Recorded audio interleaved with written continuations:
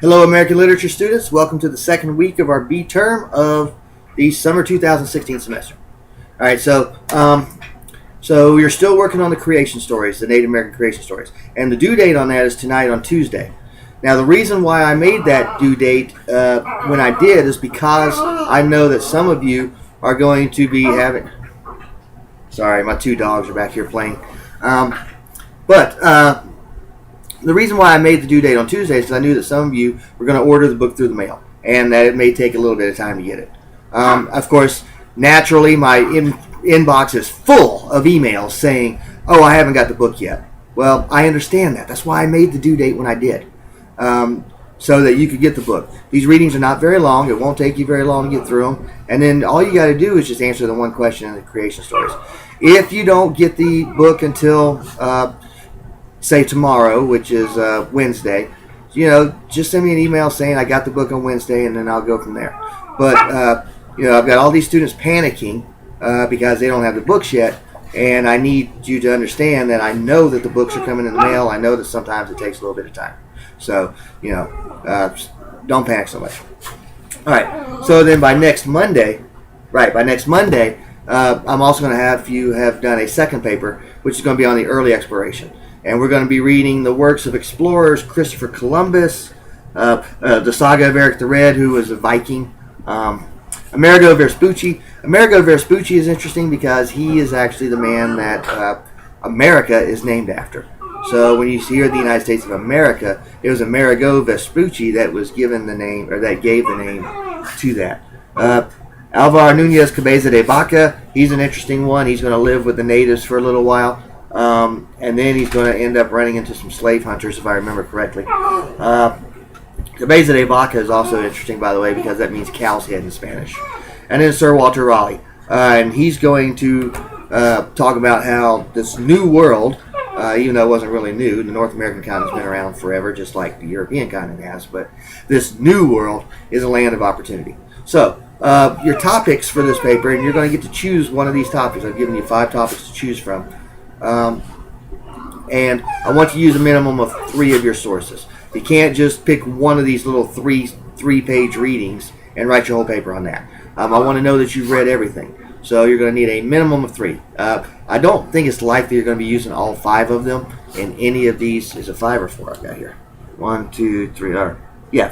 I don't think it's very likely that you're going to be using all 5 sources in your answer, but you got to use a minimum of 3. Otherwise, I'll take off points. And so the themes we're looking at are Christianity, the spread of Christianity. One of the things these explorers wanted to do was to bring Christianity to the natives that lived on the North and South American continents. They thought that these folks were savages because they still did things like human sacrifice, and they still, they had not accepted Jesus Christ as their Lord and Savior. And take that for what you will, whether you're a really good Christian who has done that, or whether you're more of a, spiritual, but I don't believe in the whole, Jesus Christ as Lord and Savior thing. A lot of people thought that bringing Christianity to North and South American continents would be good for the natives. Now you're going to also find out there's some hypocrisy there. People did some horrible things in the name of Christianity. I don't think I have you reading any of those in this semester, but if we were taking a full course, you would have read another guy who would have told you about the horrible things that people did in the name of Christianity, including enslaving others, saying that the Bible allowed that. So, Christianity is one thing. National pride for the country that the explorer represents. One of the reasons why European powers were sending ships to North and South America was for national pride. Hey, we are the great Spain, and we will conquer many lands over in the New World. We are the great Portugal. We are going to conquer new lands. So national pride, especially when you do, like, say, the Christopher Columbus reading, where he's telling the Spanish royalty, hey, I'm doing this for you. This is for the glory of your crown. You're going to see that in more than one of the readings. The New World is a land of paradise. People tried to sell this off as a land of milk and honey, or a land where the city streets are paved with gold. The weather's always perfect. All these land of paradise things. In a way, trying to get people to say, hey, I want to leave Europe where there's pollution and there's disease and there's all this other stuff going on.